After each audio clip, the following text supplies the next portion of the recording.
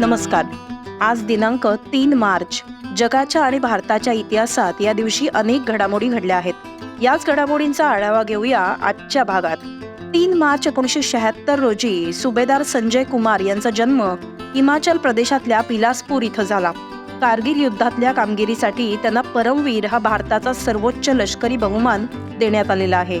संजय कुमार हे भारतातल्या 21 परमवीर चक्र विजेत्यांपैकी एक आहेत, ज्यांनी आपल्या शौर्यानं शत्रूच्या 6 सैनिकांना पळता बोई थोडी केली. 4 जुलै 1999 रोजी कारगिल युद्धादरम्यान त्यांनी एरिया फ्लॅट टॉप काबीज करण्यात महत्वाची भूमिका बजावली. त्यावेळी सुभेदार संजय कुमार हे जम्मू काश्मीर रायफल्सच्या 13व्या बटालियनमध्ये रायफलमन म्हणून कार्यरत होते. आपल्या 11 साथीदारांसह ते कारगिलमधल्या मुश्कोव्ह व्हॅली पॉइंटच्या फ्लॅट टॉपवर तैनात होते. कारगिल युद्धादरम्यान त्यांच्या 11 साथीदारांपैकी 2 शत्रूच्या हल्ल्यात शहीद झाले तर 8 गंभीर जखमी झाले. पण संजय कुमार यांनी कशाची तमा न बाळगता, भीती न बाळगता आपली मशीन गन घेऊन शत्रूचा सामना केला. यावेळी संजय कुमार यांना 3 गोळ्या लागल्या, मात्र त्यांचं धैर्य किंचितही कमी झालं नाही. उलट त्यांचं हे आक्रमक रूप पाहून दहशतवाद्यांनीच पळ काढला आणि चेंगराचेंगरीमध्ये आपली मशीन गनही तिथं सोडून दिली. त्यानंतर संजय कुमारांनी ती ताब्यात घेत शत्रूचा खात्मा करायला पुन्हा एकदा सुरुवात केली आणि पाकिस्तानी हा पॉइंट फ्लॅट टॉप सोडून जाईपर्यंत गंभीर जखमी असलेले संजय कुमार थांबले नाहीत. सुभेदार संजय कुमार यांच्या याच अतुलनीय शौर्यासाठी आणि अदम्य साहसासाठी त्यांना परमवीर चक्रानं सन्मानित करण्यात आलं. जमशेदजी टाटा यांचा जन्म 3 मार्च 1839 रोजी नवसारी, गुजरात इथं झाला. जमशेदजी टाटा यांनी देशातल्या टाटा समूहातील विविध उद्योग आणि व्यवसायांची पायाभरणी केली आणि ते आज देशातले प्रमुख उद्योग म्हणून नावारूपाला आलेले आहेत. वयाच्या अवघ्या 14व्या वर्षी जमशेदजी टाटा आपल्या वडिलांसोबत मुंबईला आले आणि व्यवसायात उतरले. आज मितीला जगातल्या 6 खंडांमध्ये 100 देशांमध्ये कार्यरत असलेला हा टाटा समूह उद्योग क्षेत्रात ज्या उच्च स्थानावर पोहोचलाय, त्याला तिथं पोहोचवण्यात जमशेदजी टाटा यांचं सर्वात मोठं योगदान आहे. आज टाटा समूह मिठापासून ट्रकपर्यंत सर्व काही तयार करतो. मुंबईचं ताज हॉटेल हे जमशेदजी टाटा यांनी बांधलेलं आहे, हे फार कमी लोकांना माहिती आहे. हॉटेल ताज हे डिसेंबर 1903 मध्ये 4,21,00,000 रुपये खर्चून पूर्ण झालं. वीज असलेलं हे देशातलं पहिलं हॉटेल होतं. जमशेदजी टाटा यांची खास गोष्ट म्हणजे ते आपल्या कारखान्यात काम करणाऱ्या कामगारांची विशेष काळजी घेत असत. 3 मार्च 1847 रोजी अलेक्झांडर ग्रॅहम बेल यांचा जन्म स्कॉटलंडमध्ये झाला.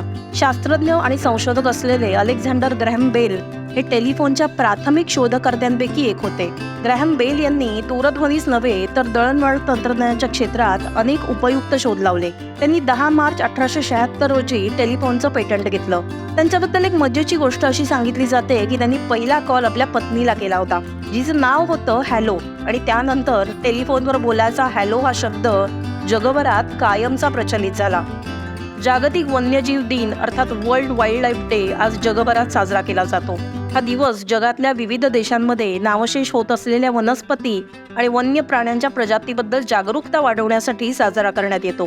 3 मार्च 1973 रोजी नामशेष होण्याचा धोका असलेल्या वन्यसृष्टीच्या आंतरराष्ट्रीय व्यापारावर बंदी घालण्याच्या संयुक्त राष्ट्राच्या ठरावावर स्वाक्षरी करण्यात आली होती आणि याच दिवसाच्या स्मरणार्थ 20 डिसेंबर 2013 रोजी संयुक्त राष्ट्रांच्या परिषदेमध्ये जागतिक वन्यजीव दिन हा 3 मार्च रोजी साजरा करण्याचा निर्णय घेण्यात आला.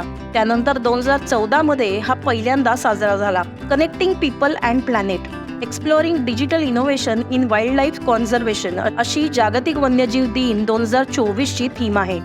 जागतिक श्रवण दिन अर्थात वर्ल्ड हिअरिंग डे प्रतिवर्षी 3 मार्च या दिवशी साजरा केला जातो. या दिवशी जगभरातल्या नागरिकांच्या बहिरेपणा या समस्येबाबत जागरूकता निर्माण केली जाते. पुणे 2016 मध्ये हा दिवस जागतिक श्रवण दिन म्हणून घोषित केला. 3 मार्च 2007 रोजी पहिल्यांदा हा जागतिक श्रवण दिन साजरा करण्यात आला. जागतिक आरोग्य संघटना अर्थात WHO कडून बहिरेपणाची समस्या आणि त्यावरच्या उपचारांची माहिती देण्यासाठी माहितीपत्रक, पोस्टर्स, बॅनर्स या माध्यमातून जनजागृती करण्याचं काम या दिवशी केलं जातं. Changing mindsets, let's make year and hearing care a reality for all अशी जागतिक श्रवण दिन 2024 ची थीम आहे. तर हे होते आजचे अर्थात 3 मार्चचे दिनविशेष. तुम्हाला आमचा हा दिनविशेष स्पेशल भाग कसा वाटतोय हे आम्हाला नक्की कळवा आणि आमच्या वृत्तम मराठीच्या YouTube चॅनलला लाईक करा, सबस्क्राईब करा. धन्यवाद.